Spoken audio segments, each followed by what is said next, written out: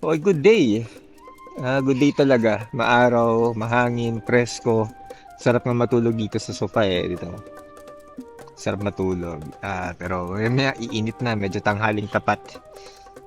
Third day ko ngayon dito sa Bohol. Marami na kaming napuntahan yesterday. Pero today is a special video dahil pupunta ako sa iba't ibang places, iba't ibang churches. So mga top of the list na pupuntahan kong simbahan, number 1 is San Agustin Church. Dito lang yun sa Panglao. Malapit lang sa Bellevue Resort kung saan ako nagstay ngayon. Second ay yung Our Lady of Assumption. Third, yung sa Tagbilaran Cathedral mismo. Fourth sa list ay yung Laway Church. Kasunod nito, Baclayon Church, Santa Monica Church, and yung Lubok Church naman yung isa sa mga pupuntahan ko. Okay, so I'm off. Leaving Bellevue, St. Augustine Church muna, and then Watchtower. Let's go!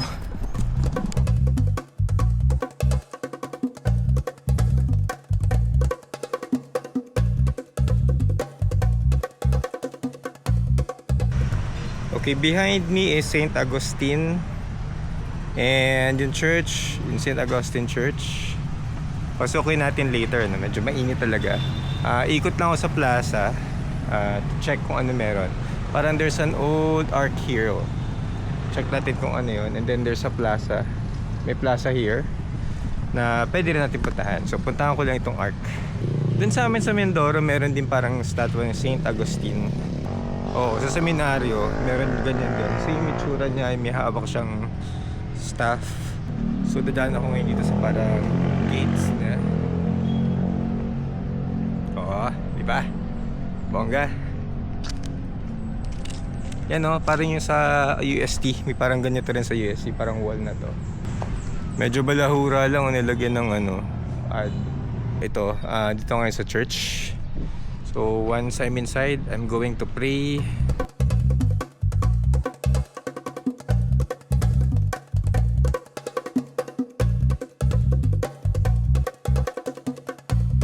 Ito, mga century old bells na. This bell 1892, the other 1863 o 1883, I don't know. Pero medyo old school bell na to.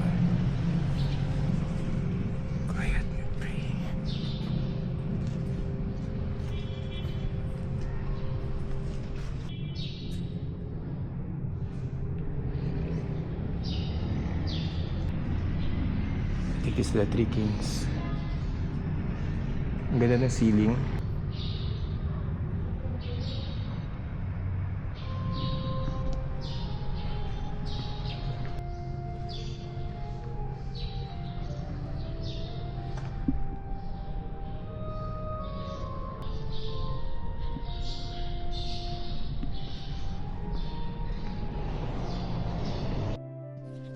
I'm not sure kung pwede umakyat. Medyo matanda na yung stairs. Sige nga. Wala naman nalagay na off limits. Wala, let's try. Oh. Scary yung dami ng anay. Oh.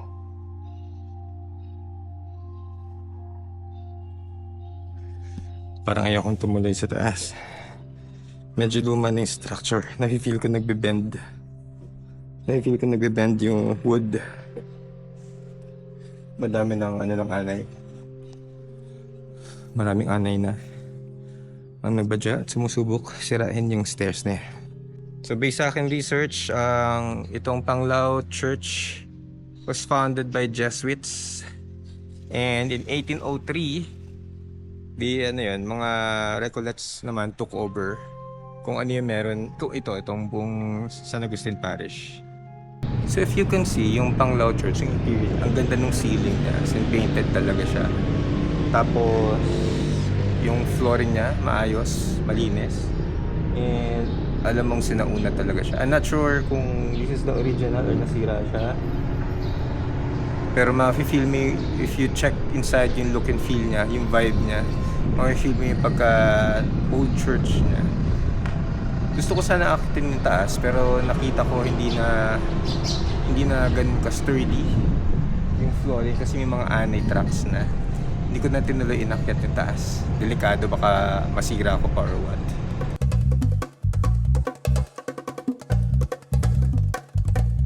So right now, punta tayo sa watchtower. Ito ata yung Panglao Watchtower.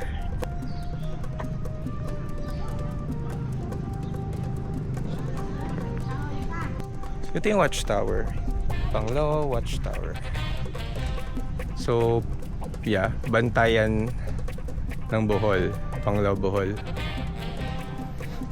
Apparently, hindi siya pwedeng akyatin. Pero look at the structure, oh. So, okay, that's one church down. I'm going to next, one church down, I'm going to Assumption naman.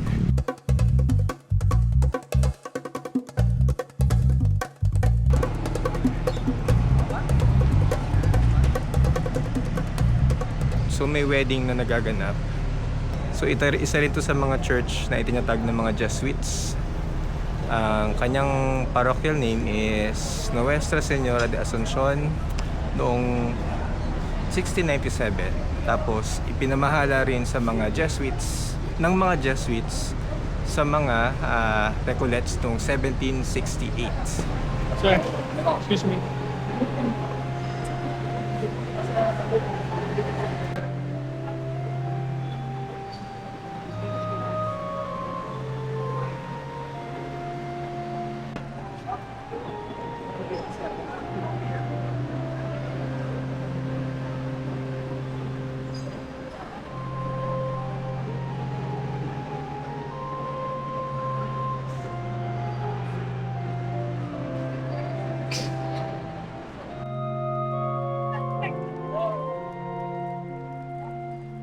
I think it's an spot.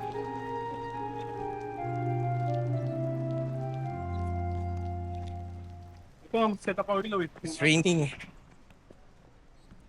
Medyo malakas ang ulan. Ulan araw ngayon, nabasa na yung salamin ko. Nalaki sa akin. So the church is olden. And yung floor and ceiling old school din siya. Classic din. And then that's two churches. Punta kami ngayon sa next church. Kaya ito pala yung kasama kong tour ngayon. Tourist guide, si Sir Toto. Kunin nyo sila pagka napunta kayo dito. I'll put the details below. Maraming trivia si Sir. So, mamaya abangan nyo. Marami pa kami pagkukwenta. Ayun, next ay Cathedral, ano kuya? Cathedral. Cathedral. Going to Cathedral. Tagbilaran. O hindi ako masyado nakapag-vlog sa loob kasi may ongoing wedding. Pero napagdasal naman tayo. Ayun. Okay, next step. Cathedral.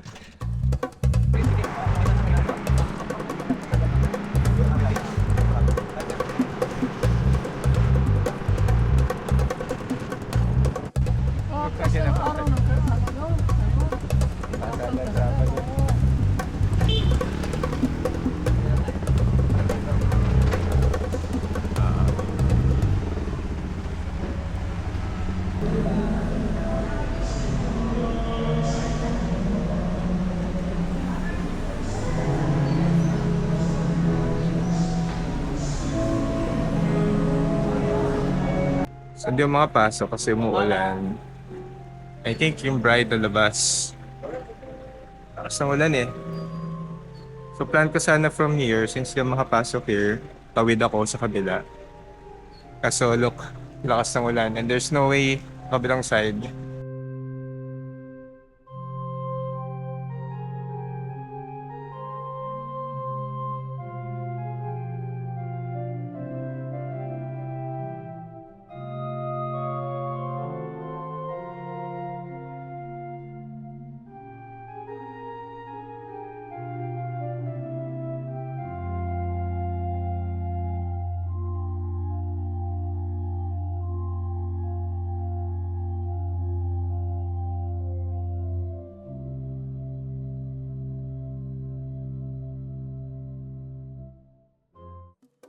Dalawang church, dalawang kasal na attendan natin today. Hindi naman tayo invited sa kasal pero Timing. dalawang kasal, timing ay sumapit.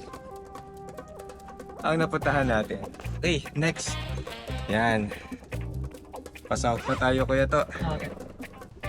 Ayan na, going to our fourth church. Ano yung pang-apat natin kuya? Albor Church. Albuquerque muna. Tawag nila Albor. In short for Albuquerque. Santa Monica. Yun, Santa Monica Church. Old church din to.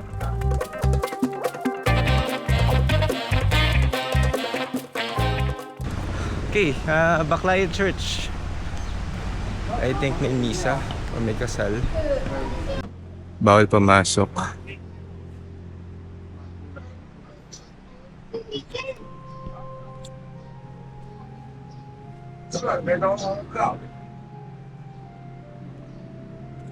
Enter. So, Baclayan Church.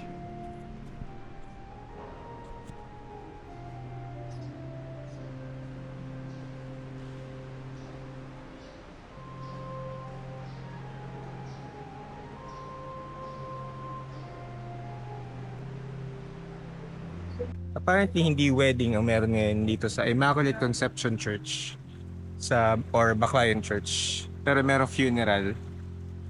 May funeral lights na gaganap ngayon. So pagdasalan lang natin yung tao na pumanaw. So, yung date of foundation na is 1595. So ang tagal na. 1595, dumating yung mga Spaniards dito. Tapos yung mga naging parish priest nila, mga pura paroko. So isa rito doon sa mga church na sinimula ng mga Jesuita and tinurn over sa mga Agustinian Recollets. Interesting.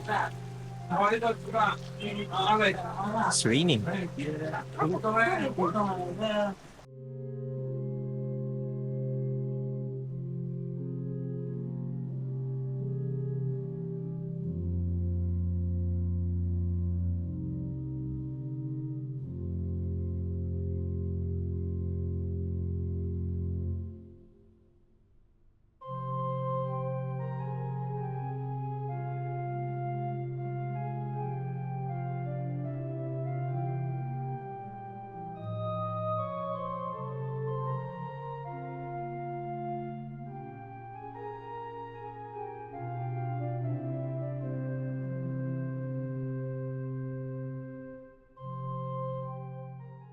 Eh, medyo maliit yung museum nila.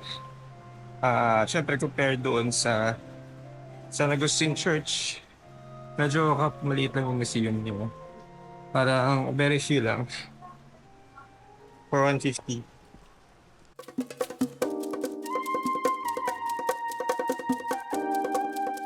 So ito yung simbahan ng Santa Monica sa Albuquerque, Bohol. And ayun. I'm not sure if it's open, pero yung gilid bukas. Simba tayo. So, according to sa marker na to, historical marker, ang simbahan ng Albuquerque nagsimula bilang bisita ng Baclayon sa ilalim ng patrona ni Santa Monica. So, this was pinatayo siya. Yung some parts of this are created ng 1842. Tapos naghiwalay siya from Baclayon sa kanilang church na pinuntahan natin na may walay siya. Nilipat siya ngayon dito sa current na tinatayuan niya noong 1856. Yun. Tapos bago siya tinawag na Albuquerque noong 1861. And then naging paroko siya noong 1869 under the Agustinian Recollets hanggang 1898. At ewan ko, sobrang yung kanyang mga walls. I'm not sure if this is lime or something, but medyo old na rin siya. Our Lady of Lourdes. So ito yung gitna niya. Gitna na, parang siyang maliit na plaza. So this is my 5th church. Medyo madilim. Need to be quiet. Madilim yung church na yan. Madilim siya. Zion Church.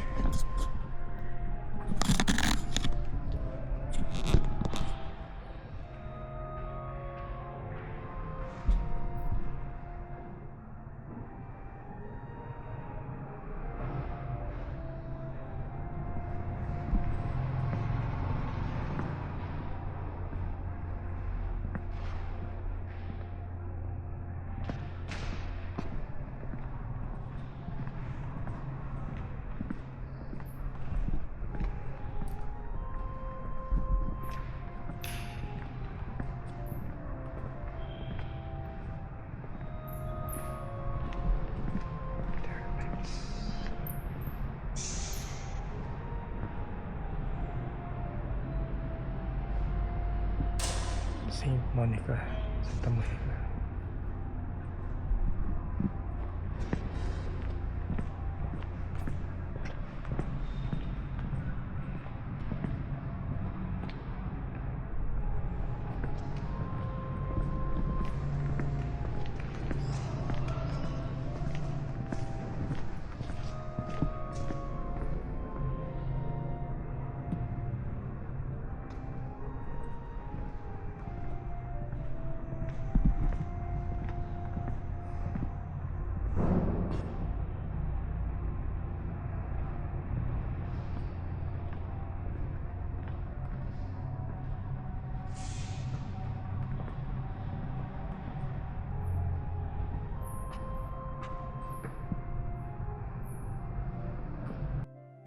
Okay, prayer is done. Mahirap lang mag-video sa loob ng church kasi madilim. And look, oh, super dilim na. And I think nagpapahinga yung parokya kasi mamaya baka may anticipated mass. Okay, Albor, Santa Monica Parish, done. Next is Laway.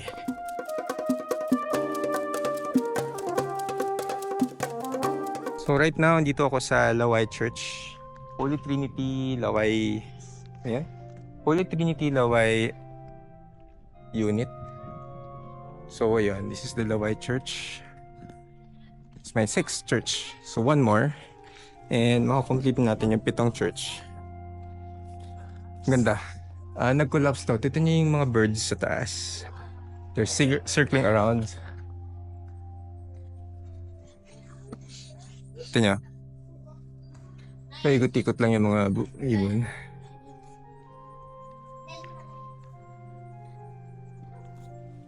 So, ang simbahan Santissima, Trinidad ng Laway, ay baryo. Ito na yung simbahan noong 1822. So, sabi here sa marker, 1822 siya pinatayo. And then yung kampanaryo, 1865, yung bell tower. 1865. And then may isang saint, si Padre Leon in Chausti, martir ng digmaang sibil ng Espanya ng 1936 to 1939, na canonize bilang santo noong 1999. So naging saint. Search nga natin siya. Ito siya. Fine.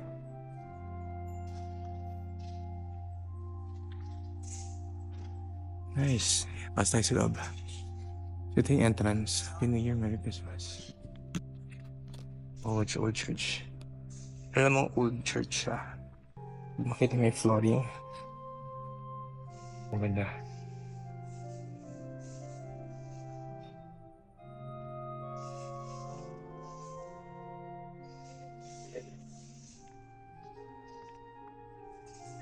Walang holy water.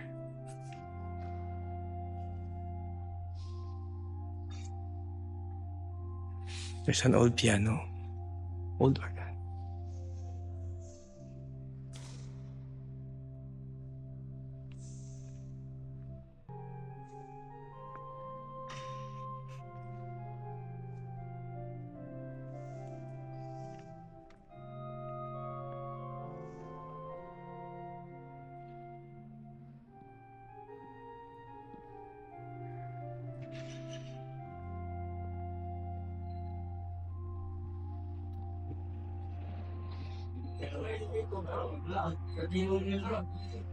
Huh? Ito si Blessed Leon Inchausti. Chelsea. Ito po yung canonized. Siya si Father Leon Inchausti. Ito yung kanyang statwa. Yung kanyang painting. Ay, yung kanyang portrait. Was born dyan.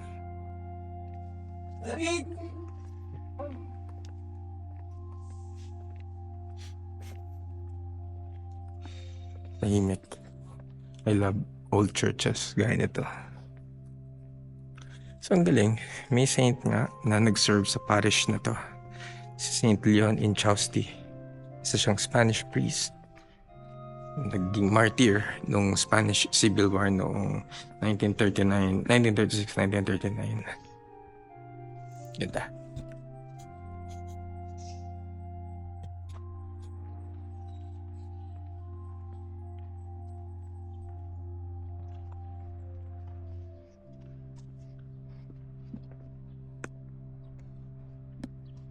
Bell Tower. Unfortunately, hindi pwedeng puntahan. Pasukin niya mga bell tower.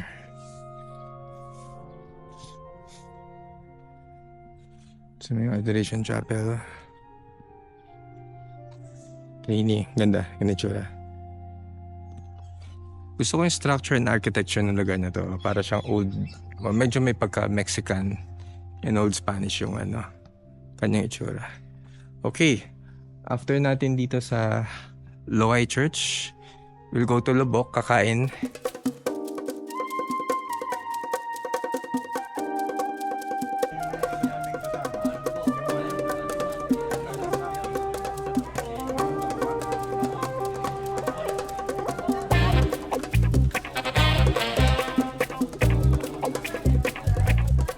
So maraming mga watchtowers talaga sa Bohol. Ito, Lubok Watchtower. And right now I'm here sa Lubok Piece of Heaven. Heaven. Ito yung Lubok Church. St. Peter the Apostle Parish Church. Kasi dati, alam ko this part ng church, gumuho siya dati nung lindol. And right now, check natin. I think it's fully, it's okay na. And visit tayo. Prayer also. So, kinikwento sa akin ni Kuya Toto kanina na dito sa Lubok, bumabaha talaga. And, yung flood level umaabot sa taas ng bagyong Odette 2021. December 17, 2021. Ganon kataas yung bagyo. Imagine kakagawa lang itong part ng church after nung 2013 lindol and then binaha naman sila. Sino promoting ka? Sino nga vlog yung sir? Vlog. Ha? Sino nga vlog yung ha? Yes, vlogging. Yes, vlog? What? Anong vlog po? Sorry. Daryl Texon. Dario Texon? Daryl Texon. Okay. Taga Manila po kayo? Manila po. Okay. And Kami taga dito man kami, pero base Davao po na ngayon. So, balik bisita ulit. Nagbisita kasi si nanay, andito man siya. Bago kami mag-flight mamaya, Basta nyo kami tradisyon namin na ang tinatawag na yung kisa, Bella sa Guadalupe. Pwede. Oo, pwede ka doon, pumunta yung sa gitna, nasa gilid yung dahan. Sige. So para mag-bless dun sa pit ng Okay. yung flat dito is hanggang dyan, pero tingnan mo yung paan ng mahal na birhen. Hanggang dun lang. O diba, hindi sila ka-level. Hanggang dyan lang sa, hindi na umabot yung level Doon ng sa tubig sa Mother paan Mary. ng mahal na birhen. So it's a magic, diba? Mhm. Parang grabe Miracle. ka-amazing ni mahal na birhen. Anong name niyo po, ma'am? Luchi po. Si Ma'am Luchi. Hindi. Naki, say hi sa vlog niya. Oh. Hello. Yan, TikTokers yan siya. Ito. Oh, ito yung Lobok. Ay, ano talaga sir na? Tour guide na tour Tour guide. guide. Dito po, tradisyon namin na mahal na Birhen, whatever your petition prayers. Yeah. Yeah. Kasi ang ginawa ko po ngayon, bumisita ako ng 7 churches. Okay. Ito na yung 7th and last. Last. And Oh, that's then, good. uwi na. That's good. Kasi this is the miracle siya nga ng Mama Mary. Apo. So, tingnan mo yung paa. Imagine. Mahal na Birhen na paa. Hindi siya na ano po. Oo, tapos yung flood level, di ba ayun na diya, ito na. This one. Yan. Ito po, sir. Mhm. Tapos imagine yung level ng tubig hanggang hindi siya umabot dito Not- sa paa. Dito lang siya. Tapos tingnan mo yung levels of water dyan. Oh. Kung tutusin, hanggang dito siya. Mm-mm. Di ba? Pero yung tubig hanggang dito lang daw. So it's so amazing. You pray, anak. Sir, bye-bye po. Ingat po kayo. Salamat po ulit. Thank you po. Mission complete, mission accomplished. Napuntahan natin sa San Agustin Church, yung Lady of Assumption, Tagbilaran Cathedral, and then napunta tayo sa Baclayan Church. Nagpunta ako sa pa ba? Sa Baclayan Church, Loay Church, and right now dito ako sa St. Peter the Apostle Church o yung tinatawag na Lubok Church.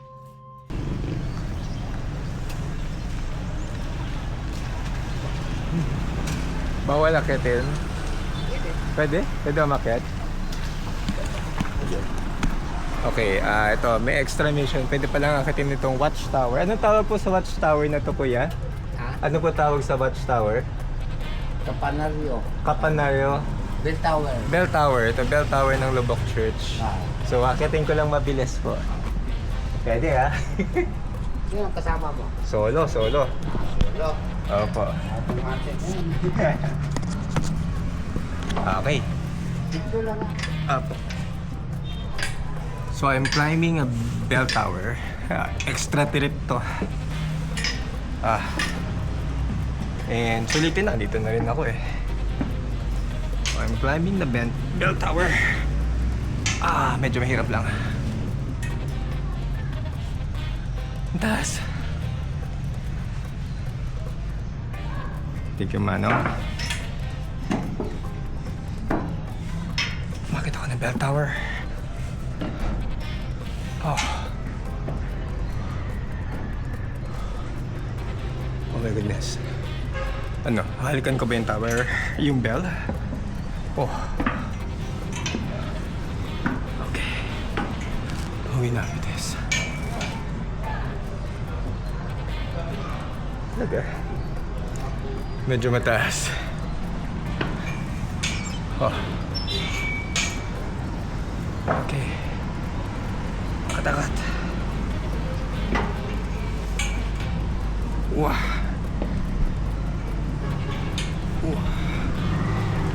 Masyado kasi siya matarik. Kaya nakakatakot. Masyado siya matarik. But, kaya natin to. Ang trick.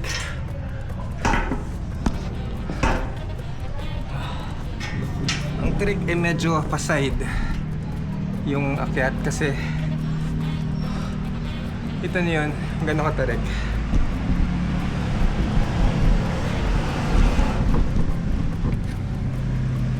Okay.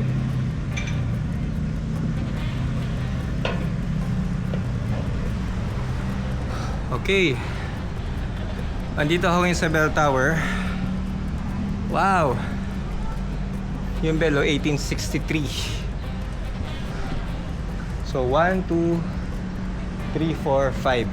5 bell towers. Ito yung pinakamalaki.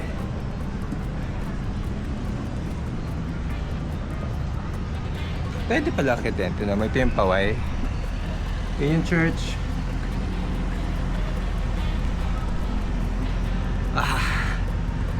May mountain to.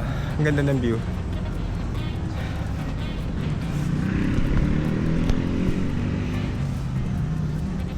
Okay, I think this is a good place. This is a good place to wrap things up. Sige. Before we leave, before I go, key takeaways. What I love here sa Bohol, I was able to explore a lot of things, especially churches. Dito sa trip na to, I learned yung history ng mga church na to. I learned, yun nga, may saint pala. Anyway, there's a saint na nabuhay dito sa Bohol. And bukod sa nature, bukod sa food, maraming matututunan if you go to churches. Apparently, there are 6 churches here in Bohol na in-establish ng mga Jesuits. And then, ang ginawa nila eventually, tinurn over nila tong mga church na to sa mga Augustinian Recollets. And ang ganda dahil na-preserve nila yung place, kahit nilindol na yan, kahit nasira na yung iba, buhay pa rin yung church. Kumbaga nirenovate lang nila. And that's something siguro na we Filipinos are made of. Being resilient, matatag, lumalaban, hindi basta-basta sumusuko. And I believe na this kind of trait ay pwede natin pamana in the future, 100 years ago. Just like these churches na 100 plus years or 200, 300 years pag ginawa. Okay, this is a wonderful experience. And I need to go back to Panglao. And for you hindi pa nakasubscribe, please subscribe to my channel. And share this video. And I will see you on the next one. Tomorrow, may 1 day pa kami sa Bohol before we fly in the afternoon. Okay, that's it for now. Bye-bye.